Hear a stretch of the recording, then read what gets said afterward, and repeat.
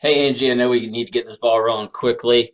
I always say, give me a week and a half for one of these analyses, but just life was a little extra hard this week, so I apologize. Um, Wanted to go over a couple things with you real quick on the front end, and then we'll get into the analysis. Have to break it into two parts. If we were able to meet in person and go over all this, then I would have just had the analysis part and this part. But this is the first part. But anyway, this is the marketing plan. I tailor these for each client I use, basically just adding things in and taking things out. But I want to just go over it. Everything in yellow are things that aren't done by most realtors. And I do that so that when I take you through the analysis, you realize you are getting something special and you're getting a thorough review of what will make you the most money. But anyway, so this is all of our pre-listing stuff. I'm just only going to highlight the things that I'll be doing. You'll see in the analysis that I came up with a couple years ago that comparable sales was a really poor way of determining a list price for houses, and a lot of agents will try to get low price listings by just using comparable sales and presenting that, and that's hard data, and we have to pay attention to that.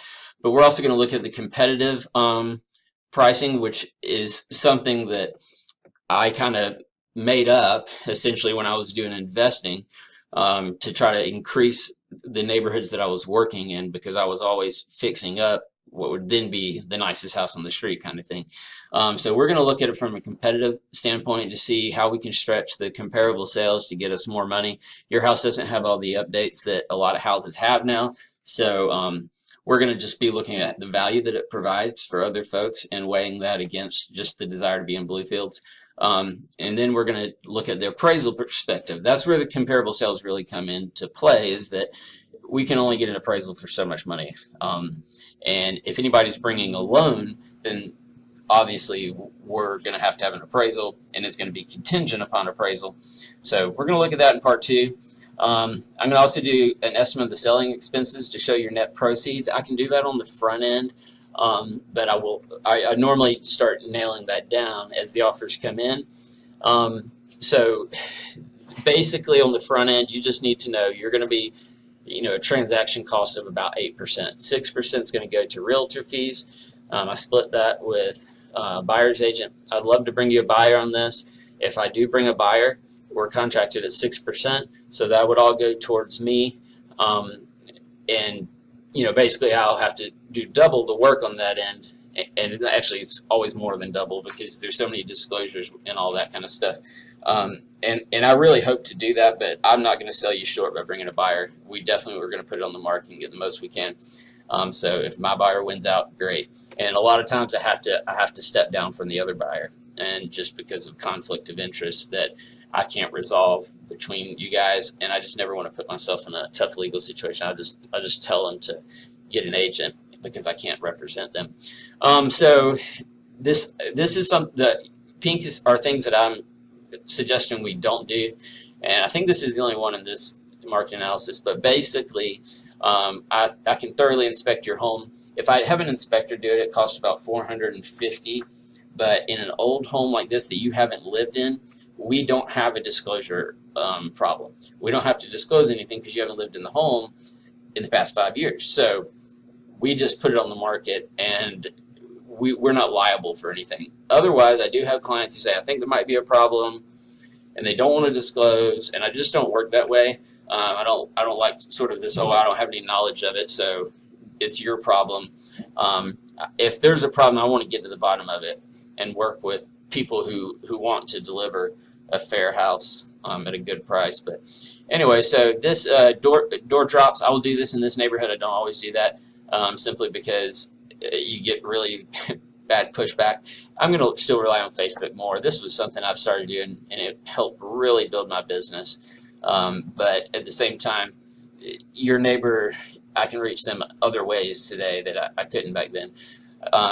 Okay, this is part of my marketing strategy, is that we always hold all offers until the property is 100% ready and we have all of our marketing in place. So if you say, oh, can we just come out on the market this Friday? I'm going to say no if we don't have all of our ducks in a row. I only need about 7 days lead time for my marketing. That gives me a chance to make the phone calls, schedule everything, get the photos back, and start putting things together. Of course, I use a professional photographer. I'll also use the home tour, which the home tour, the virtual tours never really took off. So this would just kind of be like a little music video that'll scroll through, helpful for embedding in Facebook and things like that.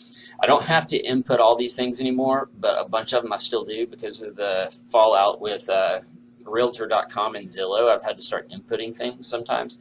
I'll check on that. There's a couple websites I can't input things on because they don't recognize sort of a back door for realtors to do stuff, and one of those is Redfin. So I'll get that a lot from clients. How come my house didn't show up on Redfin? That's one of the biggest real estate sites. There's nothing I can do about it. I just have to wait till they pick it up. I'm not going to go over every little thing here. You're going to have these documents attached to your email. This is one that I am suggesting we maybe don't do, but that's where I let a few folks in prior to doing the big open house, and even prior to listing. In this case, I may let people in, but I am not going to accept offers. And so what we'll do is we'll list it on a Wednesday or Thursday. We'll hold offers for a Monday review around noon. That gives everybody who is working on the weekends and everybody who is working a 9-to-5 weekday job a chance to get to the property. Now, we do need to kind of commit to this if we're doing it. Otherwise, we could have some problems where we accepted an offer before we did this. But I wish that all my clients would commit to this. Every now and then we will get an offer, say it's cash, no contingencies. You know, it's the most it could possibly appraise for. And I will pull all that off and we'll just take the offer. But anyway, so I'll gather all that feedback from the open house, kind of let you know where you are. I always do my updates on Tuesday, but seeing as how this is likely going to sell in the first week or two, we may not get to that far. And that's why a lot of this stuff is here, is because this doesn't cost money as far as pay-per-click and all that kind of stuff. So if we end up in week 2, we're going to use your network and my network. I'm going to reach a lot more people through shares than I can just on my network. And I can show you the math on that, but it's exponentially better if you can post some things and get some friends to share it. It literally will reach like 20,000 people instead of 2,000 people, which is right around my network there. And again, I won't go over all this. After that, after week 2, we're gonna have to go on to like an ongoing thing that we're gonna have to be doing. You'll see it's right here. But most importantly is that I'm not gonna ghost you. I'll always stay in touch. Email can be a struggle with all of us, but especially this time of year. I have had an assistant for 4 years. And it's been wonderful. She tracked my email, and I've just now really gotten the hang of staying on top of all the emails that come in. Part of it is I've had to set up filters and things, so I'm not bombarded with the junk all the time. And I'm very much on top of that. It took me a couple of months she left in January to really get back on that. Okay, so after the offer, we were going to prepare a strong counteroffer. One thing that I really can help you with when it comes to repairs and stuff is I know these old houses. I've rehabbed and kept some of these old houses. I've rehabbed and sold some of these old houses. My dad's a builder, so I understand the ins and outs of all the structural and things that are going to come up. And then we're going to try to always do our best to close with no surprises. I always say there's no such thing as a real estate emergency. There's just somebody not doing their job. And a lot of times it's a lender, you know, whatever. So I'm in emergency mode today, and it should have never happened. But anyway, so after the acceptance, we'll go into escrow, arrange for the property to have termite and other inspections. I'll coordinate all that. And what I would just say is a lot of folks, like you guys especially being out of town, are going to try to do things themselves and all that. And I say, you know, this isn't McDonald's. This is Ruth Chris. You let me know if you have a concern, and I will handle it, whether it be getting another estimate or something like that, and we'll work through that. So don't take on things that I can handle. Let me handle the things I can handle. There'll be enough for you to handle in terms of you know, banking and closing and getting your money transferred over and all that I can't touch. So let me handle everything I can. Okay, so the suggested repairs for your house. You're going to think that either A, I didn't do a good enough look, or B, I have really low expectations. Well, I don't have low expectations of you getting this stuff done. In a softer market, I would absolutely be pushing you to get a whole lot more done. But what happens with Bluefields in particular, but Nashville right now, is folks just want to be in the neighborhood. And they will do the repairs that need to be done at, I won't say a loss, but without making money, which is interesting to me because I want to get paid for anything I take over. But I have sold houses in this neighborhood that needed $50,000 worth of work. They spent 50 or more on it just to buy the house. So with the wood windows, I know that you probably don't have the time or the bandwidth or the location to have the windows replaced. However, they do need to be painted and reglazed. If you can't do that, again, we can sell the house, no big deal, but that's something that was high on my list of things we need to take care of. Gutters need to be cleaned and straightened. You don't have a lot of pitch on your roof, and that just makes it that much easier for things to settle in the gutter. I guess they just don't get the speed going down to wash over, so your gutters need help. And again, I can get all this handled for you. We need a new an entryway sconce. I had a picture of that I didn't include, but I just felt like that one needed to be changed. I don't remember if it was broken or not, but I think it might have just been a cheap old one. We need to clean the roof of limbs. Light pressure washing is suggested.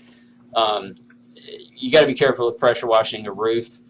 There's people who that's all they do to clean roofs, and they use chemicals and stuff.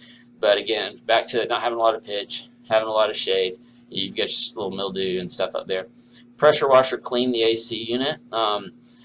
You probably need to, you probably need to have it serviced as well, but I'd leave that alone because the buyer can inspect that and ask us to service it. The AC unit just looks way worse and older than it really is. It just needs to be touched up. Again, I've got somebody to do all this. The basement wells are clogged up. We need to clear those up, and with the gutters, we need to go ahead and install some extensions. We need to cut back the tree on the left, and this is super important. There's 2 places in the ceiling that need to be touched up, and unfortunately, the ceiling has been stippled. So where it's coming down, we need to touch that up, and it's really hard to touch up a stippled ceiling. There is a reminder for him. Excuse me. So we need to get that done so it doesn't seem to indicate a much larger problem. Talking with the tenants, they said that they didn't even know there had been a leak or anything like that, and one of them said they had never even noticed the stuff coming down. And then we need to glaze the surround. I'm sorry for the typos in this. I was writing this last night. We need to glaze the surround in one of the bathrooms. If you don't want to reglaze the whole thing, it's expensive. It probably costs about $600. We just need to clean it up and caulk it and make it look nice. Okay, so then I've included these 2 articles right here. Both of them I have either written myself or have gathered data from other places. So all of these things are great. It talks about getting some color as you're going in, the landscaping, etc., mulching, all that stuff. It's all wonderful stuff. Don't kill yourself trying to do this stuff. Again, I would be more than glad to beat you up on every little thing that needs to happen, but I'm trying to look through the ROI of getting these things done, your return on your investment. So take a look at these 2 articles. You may find some things that are simple that you can do to make it better. So we'll go from there. Now, I'll get into the numbers now, and I will say the numbers do take into account that these things would be done. The only big one that may not get done that could affect your value would be this one right here. So if you can't get that one done, just keep in mind that my analysis is going to kind of go down a little bit if those can't be done. That being said, in an old neighborhood, we have a lot of range, and I wish in a newer neighborhood where everything's the same, I can nail things down within $10,000. So it's going to be a much larger range than I want to give you, but that's how it's going to be on Bluefields, and we're just going to get the most money we can possibly get. Hey Angie, just want to let you know I finished everything last night at about 1 o'clock in the morning. So I'm going to take you through part 1 first, and then we'll look at the actual analysis of the value of your home. So thanks for reaching out to me. This is the only part of my business that always gets bottlenecked just because I have to do it. Well, I feel like I have to do it, and I don't have anybody to hand off some of this stuff to, so I get bottlenecked because it takes me about 3 or 4 hours straight without any interruptions. And this one actually took that whole 3 or 4 hours. Sometimes in a cookie cutter neighborhood, I can pull it off in 2, but didn't work out. So yours is just really complicated because it's in an old neighborhood with values higher than everything around it, and we have to look at the various levels of rehab and updates that have happened throughout the neighborhood to really come up with a price. And just, of course, the other part, and you'll see this in the presentation, is how much would it take to bring your house to the next level. Your house is like mine. It was really nice 10 years ago. Nobody was putting in granite and everything, but now we've got houses that would essentially sell for $500,000 to $600,000 in the neighborhood. Part of that's based on their size, of course, but part of that is because they have just blown away the rest of us in terms of updates and just money spent. If there was a good ROI on you doing all those things, we might pump the brakes and say, hey, Angie, let's put in a new kitchen, etc. But everybody dies to get in Bluefields, and they're willing to basically spend the money and kind of break even. I sold a really nice house 4 or 5 years ago, and they dropped over $100,000, and there was no comps to support that, but now they have slowly trickled in. It was one of those, we're going to be there forever, so we don't care how much money we spend. Anyway, so I'll go over the first part of it right now, and then the second part will go in part 2. It's going to be a little over 15 minutes, so I have to break it into 2 parts, and that's just the time limit on the software I use. So, all right, I hope you enjoy, and you'll see that I do a lot of work on the front end, very diligent on that, and that's why I get more per square foot than any other realtor in Donaldson, just because I take the time to look well beyond the comparable sales, which I always thought was weird even before I was an agent, that's how we figure out what a house is worth, what houses sold for in the past. That's only just one piece of the puzzle, and we'll look at that and look at the limitations of that as we go through. Thanks.